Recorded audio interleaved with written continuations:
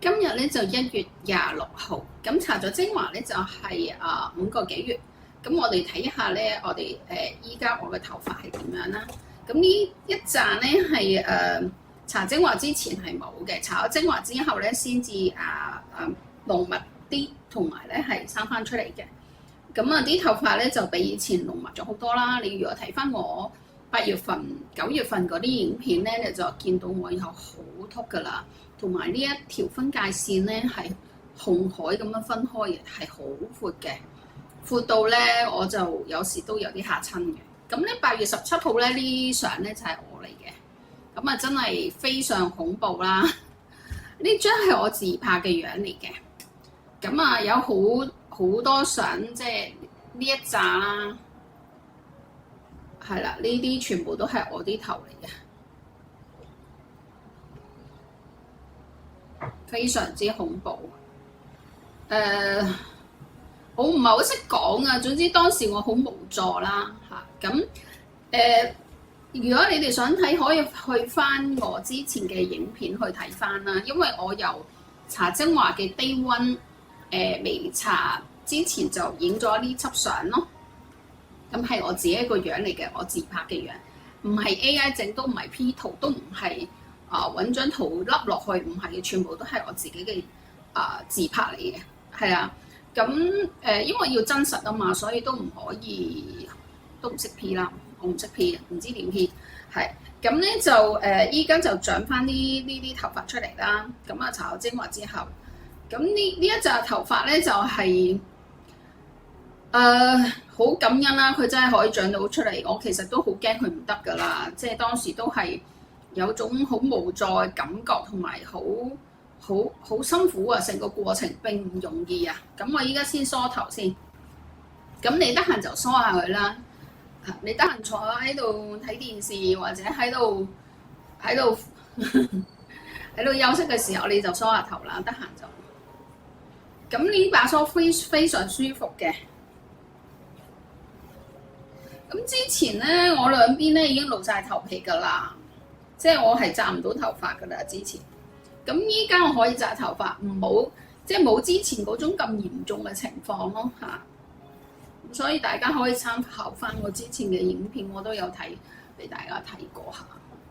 開始咧係搽精華搽喺頭上面，咁佢好清涼嘅感覺，清清涼涼嘅。唔黐立立嘅。我之前幾日有一個朋友，佢就話俾我聽咧，佢用過一啲product 咧係會黐立立嘅，所以佢都唔敢再買嘅。咁好快搽完嘅，你搽咗一輪佢都差唔多完㗎啦。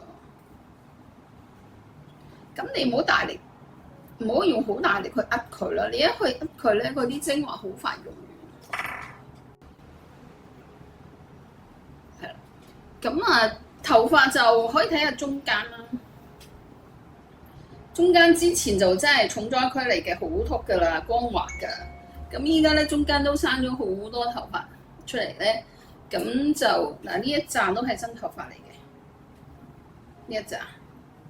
咁啲新頭髮生咗出嚟，咁就濃密啲咯，唔會覺得咁禿啊！陰公之前真係好陰公噶，禿到啊！咁我呢個咧，其實我就係遺傳嘅，我屋企幾乎個個都淪陷噶啦。咁再加埋我之前有段時間減肥咧，真係減到肥嘅，但係個後遺症就係甩頭髮咯。咁所以真係。你係要減肥，你真係要小心啊！即係你要睇下點樣減係健康減。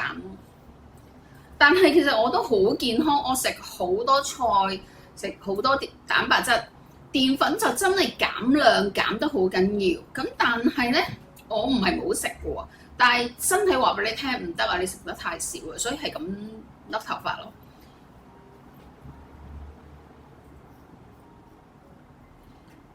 咁再加埋佢，我本身遺傳嘅，所以即家族式係咁樣咧，我都抗衡咗好多年。